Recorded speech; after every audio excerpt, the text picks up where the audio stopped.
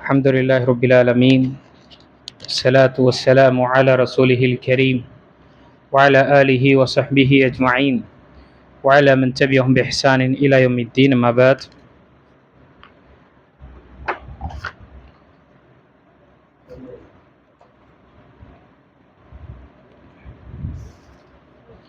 وعن ابن عباس رضي الله عنهما أن رسول الله صلى الله عليه وسلم قال: البسوا من ثيابكم البياض فإنها من خير ثيابكم وكفنوا فيها موتاكم. رواه أبو داود الترمذي. கண்ணியத்துக்குரிய அல்லாஹ் நடிகார்களே, நாம் தொடர்ச்சியாக ஆடைகள் பற்றிய தலைப்பில் ஹதீஸ்களை பார்த்து கொண்டு வருகின்றோம். இன்று பார்க்கக்கூடிய ஹதீஸில் நபி ஸல்லல்லாஹு அலைஹி இப்னு அப்பாஸ் ரலியல்லாஹு அன்ஹுமா அவர்கள் அறிவிக்கின்றார்கள், அல்லாஹ்வுடைய தூதர் ஸல்லல்லாஹு அலைஹி வஸல்லம் கூறினார்கள், உங்கள் ஆடைகளில் வெள்ளை ஆடைகளை அணியுங்கள், உங்கள் ஆடைகளில் அதுதான் மிக சிறந்ததாகும், உங்களில் இறந்தவர்களுக்கும் அதிலேயே கஃன் அணியுவீங்கள் என்று நபி ஸல்லல்லாஹு அலைஹி வஸல்லம் கூறினார்கள். இந்த ஹதீஸ் அபூதாவுதில் வரக்கூடிய மற்றும் திருமிதியில் வரக்கூடிய ஹதீஸாக இருக்கின்றது. இந்த ஹதீஸில் நாம் பார்க்கக்கூடிய விஷயம் ஆடை. நாம் உடுத்தக்கூடிய ஆடைகளில் இங்க சிறந்ததாக பார்க்கும் பொழுது வெள்ளை ஆடையாக இருக்கின்றது. அனைவர்களும் விரும்பக்கூடியதும், அனைவரும் அந்த நிறம் என்பது அந்த மனிதனுடைய பண்புகளையும் சீர்படுத்துகின்றது. அதனால இமாம் இப்னுல் கய்யிம் ரஹிமஹுல்லாஹ் அவர்கள் குறிப்பாக குழந்தைகளுக்கு ஆடை அணிவிக்கக்கூடிய விஷயத்தில் ஆண் குழந்தைகளுக்கு ரொம்ப ஒரு பிரைட்டாக இல்லாம பெண் குழந்தைகளுக்கு மற்ற நிறங்கள் அணிவிப்பதினால் அந்த நிறம் என்ன ஆகும், அவங்களுடைய சைக்காலஜி, அவங்களுடைய வாழ்க்கையில சில விஷயங்கள் விரும்பக்கூடியதும் வெறுக்கக்கூடிய விஷயங்கள் ஏற்படும் என்று இமாம் இப்னுல் கய்யிம் ரஹிமஹுல்லாஹ் அவங்க பதிவு செய்திருக்கேன். ஏன்னா இமாம் இப்னுல் கய்யிம் ரஹிமஹுல்லாஹ் அவர்கள் இரண்டு விதமான விஷயத்திற்கு மருத்துவராக இருந்தவர். அவர்கள் தபீபுல் அஜ்சாமாக இருந்தார்கள், தபீபுல் அர்வாஹாகவும் இருந்தார்கள். உடலுக்கு தேவையான சிகிச்சை சொல்லக்கூடியவர்களும் இருந்தார்கள். உடலுக்கு சிகிச்சை சொல்லக்கூடிய மருத்துவ நபி ஸல்லல்லாஹு அலைஹி வஸல்லம் மருத்துவ விஷயங்கள் என்னென்ன கூறியிருக்கின்றார்களோ அதையும் நபி ஸல்லல்லாஹு அலைஹி வஸல்லம் தெரியப்படுத்தினார்கள். அதையும் ஒரு புத்தகத்தில் பதிவு செய்திருக்கின்றார்கள் இமாம் இப்னுல் கய்யிம் ரஹிமஹுல்லாஹ். அதே போல நம்முடைய உள்ளத்திற்கு தேவையான, உள்ளத்துக்கு நோய் ஏற்பட்டு விட்டதென்றால் அல்லது ஏதாவது ஒரு பாதிப்பு ஏற்பட்டதென்றால் அதற்கு என்ன சிகிச்சை, உள்ளம் சார்ந்த விஷயங்கள், அதற்கும் என்ன அவர்கள் புத்தகங்கள் எழுதியிருக்கின்றார்கள்.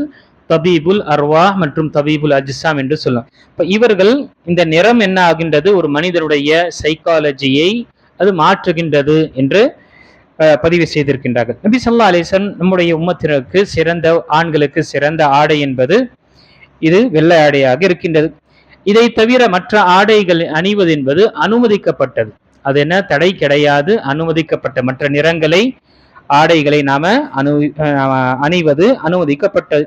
இதே ஆடையை கொண்டு, இந்த சிறந்த ஆடையை கொண்டு நீங்க என்ன செய்யுங்க, உங்களுடைய மௌத்தாக்கும் நீங்கள் கஃனிடுங்கள். அப்போ வெள்ளாடை நம்முடைய இறந்தவர்களுக்கு கஃனிடுவது என்பது என்ன, சுன்னத்தாக இருக்கின்றது, சிறந்ததாக இருக்கின்றது. ஒருவரிடம் அந்த வெள்ளாடை இல்லை என்றால், கஃனு அணிவதற்காக போர்வையாக பயன்படுத்துவதற்காக இல்லை என்றால், வேற நிறம் உடைய ஆடை தான் இருக்கு அல்லது இந்த போர்வை தான் இருக்கின்றால் அதுவும் அனுமதிக்கப்பட்டதாக இருக்கின்றது.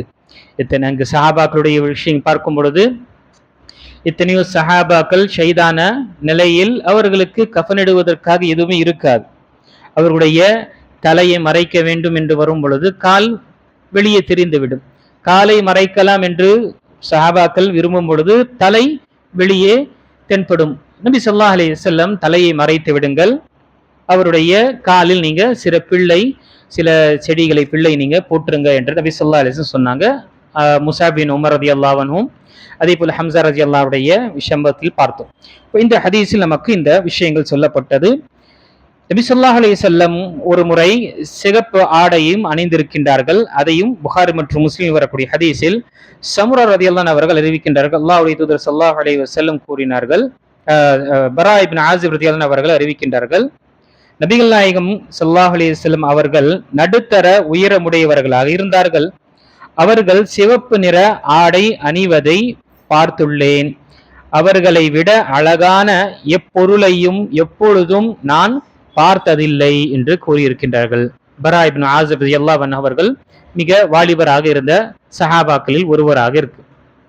இப்போ இங்கு நபி ஸல்லல்லாஹு அலைஹி வஸல்லமை சிகப்பு நிற ஆடையில் பார்த்தார்கள் என்று சொல்லப்பட்டது ஹுல்லத்துன் ஹம்ரா என்று வருகின்றது.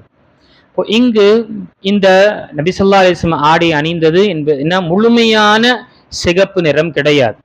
ஏனென்றால் முழுமையான சிகப்பு நிறம் மேல் மற்றும் கீழாடை, முழுமையாக வேறு எந்த ஒரு நிறம் கலக்காத சிகப்பு நிறத்தை அணிவது நபி ஸல்லல்லாஹு அலைஹி வஸல்லம் தடை செய்திருக்கின்றார்கள். அதே போல காவி நிறத்தில் இருக்கக்கூடியவும் நபி ஸல்லல்லாஹு அலைஹி வஸல்லம் தடை செய்திருக்கின்றார்கள். அப்போ இங்கு நபி ஸல்லல்லாஹு அலைஹி வஸல்லம் அணிந்திருக்கக்கூடிய விஷயத்தில் சில அங்கு நாம புரிந்து கொள்வதற்காக பார்க்கும்பொழுது ஸ்டைப்ஸ் இருக்கும், செக்ஸ் இருக்கும், அல்லது வேற ஒரு நூல் அதனுடைய நிறம் சேர்ந்து இருக்கும். ஹுல்லா என்று சொல்லும் பொழுது இரண்டு மேல் மற்றும் கீழாடைக்கு சொல்லக்கூடிய வார்த்தைக்கு ஹுல்லத்துன் என்று சொல்லப்படும். இந்த ஜோடி மேல ஆடை மற்றும் கீழாடைக்கு ரெண்டும் சேர்ந்து சொல்லக்கூடியதற்கு ஹுல்லா என்று சொல்லப்படும். இப்போ இங்கு நபி ஸல்லல்லாஹு அலைஹி வஸல்லம் இரண்டும் சிகப்பு நிறத்தை கொண்டு அணிந்தார்கள். அதில் சில குறிப்பாக இந்த எம்ப்ராய்டிங்கோ அல்லது அந்த காலத்தில் மற்ற நிறங்களும் அந்த ஆடையில் இருந்தது என்று மற்ற ஹதீஸில் நமக்கு தெரிய வருகின்றது. இப்போ நபி ஸல்லல்லாஹு அலைஹி வஸல்லம் நமக்கு இந்த ஆடைகளை குறிப்பாக வெள்ளாடையை பயன்படுத்துவது சிறந்ததாக இருக்கின்றது, சுன்னத்தாக ஒரு சிறந்த ஒரு ஆடை என்று நபி ஸல்லல்லாஹு அலைஹி வஸல்லம் கூறியிருக்கின்றார்கள். நம்முடைய ஆடைகளில் வெள்ளாடையும் நாம் என்ன செய்து கொள்ள வேண்டும், பயன்படுத்திக் கொள்வதற்காக நம்ம முயற்சி செய்ய வேண்டும். எப்பொழுதுதான் நம்ம அதை அணிகின்றோமோ இந்த நினைப்பு நம்ம கொள்ள வேண்டும், நபி ஸல்லல்லாஹு அலைஹி வஸல்லம் சொன்ன ஹதீஸை நான் அமல்படுத்துகின்றேன் என்ற அந்த உணர்வு நமக்கு இருக்க வேண்டும். இருக்கக்கூடிய அந்த ஆடை நிறத்திலே மிக சிறந்த நிறம் என்பது வெள்ளை நிறமாக இருக்கின்றது. அதே போல அடுத்த மற்ற நிறங்களும் பொதுவாக நமக்கு அனுமதிக்கப்பட்டது. சில நிறங்களை நபி ஸல்லல்லாஹு அலைஹி வஸல்லம் தடுத்திருக்கின்றார்கள். கருப்பு ஆடை நாம் அணியலாம், மற்ற நிறங்கள் ஆடை நாம் அணியலாம். ஆனால் சிகப்பு, முழுமையாக காவி நிறம் உள்ள சிகப்போ அல்லது முழுமையாக வேறு எந்த ஒரு நிறம் கலக்காத ஆடை அணிவது என்பது தடை செய்யப்பட்டதாக இருக்கின்றது. அல்லாஹு தஆலா நாம் ஒவ்வொருவருக்கும் நம்முடைய ஆடைகளை நபி ஸல்லல்லாஹு அலைஹி வஸல்லம் மற்றும் மார்க்கம் எப்படி கூறியிருக்கின்றதோ அதனுடைய நிபந்தனையும் அதனுடைய எந்த அளவு நிர்ணயித்திருக்கின்றதோ அந்த ஆடைகளை நாம அணியக்கூடியவர்களாக அல்லாஹ் நம்மை ஆக்கியருள்வானாக. திரும்பவும் நான் பதிவு செய்கின்ற வினைத்துக்குரிய அல்லாஹ் நடிகார்களே, கரண்டை கால் கீழே அணிவது ஆணுக்கு பெரும் குற்றத்தில் பெரும் பாவத்தில் ஒன்றான இருக்கின்றது. நாம் இதை அலட்சியமாக நாம் நினைத்துக் கொள்ளக்கூடாது. இது வெறும் தொழுகையில் மட்டும் கிடையாது, நம்முடைய வாழ்க்கையில் முழுவதும் நாம் பருவ வயது அடைந்து விட்டோம் என்றாலே நம்முடைய ஆடை கீழாடை காலை நம்முடைய கரண்டை கால் கீழே இருக்கக்கூடாது. அதற்கு மீறியும் நாம் அணிகின்றோம் என்றால் நாமே என்ன செய்து கொள்கின்றோம், அந்த சொல்லப்பட்ட ஹதீஸில் சொன்ன அந்த தண்டனைக்கு நாமே நாம் அதற்குரிய அதை பெறக்கூடியவர்களாக ஆக்கிக் கொள்கின்றோம். அல்லாஹ் அப்படிப்பட்ட நிலையில் நம்ம பாதுகாப்பானாக. திரும்பவும் நான் பதிவு செய்வது அமானிதமான முறையில் நான் தெரியப்படுத்துகின்றேன். கரண்டை கால் கீழே அணியக்கூடிய ஹதீஸுகள் அனைத்துமே சஹீஹான ஹதீஸுகள், புகாரில் வரக்கூடிய ஹதீஸு. அதை ஒருவன் பெருமையுடன் அணியும் பொழுது அதற்கு தனிப்பட்ட தண்டனையும், பெருமை இல்லாமல் ஒருவன் அணிகின்ற என்றால் அதற்கு தனிப்பட்ட தண்டனை என்று தனித்தனியாக சொல்லப்பட்ட ஹதீஸுகள் நாம உணர வேண்டும். ஒருவர் பெருமை கொண்டு ஆணவத்துடன் அணிந்தால்தான் அதற்குரிய அந்த தண்டனை, இல்லை என்றால் அது தண்டனை இல்லை என்று இது மழுப்பக்கூடிய ஒரு பதிலாக இருக்கின்றது. இல்லை என்றால் ஹதீஸில் ரெண்டுமே இரண்டு விதமான விஷயத்திற்கு இரண்டு விதமான தண்டனை சொல்லப்பட்டிருக்கின்றது. நாம் இதை புரிந்து கொண்டு அல்லாஹ்வை அஞ்சிய வாழ்க்கையை நாம் வாழ வேண்டும். சொற்பமான காலங்கள் இருக்கக்கூடிய காலங்கள், எப்பொழுது யாருக்கு நேரம் வரும் என்று தெரியாது. வாழும் பொழுது நம்ம அல்லாஹ்வுக்கு கட்டுப்பட்டு வாழக்கூடியவர்களாக நாம ஆக வேண்டும். நம்முடைய மௌத் வரும் பொழுதும் சரி அல்லாஹ்வுக்கு கீழ்ப்படிந்த ஒரு அடியார்களாகவே நாம இந்த உலகத்தை விட்டு செல்ல வேண்டும்.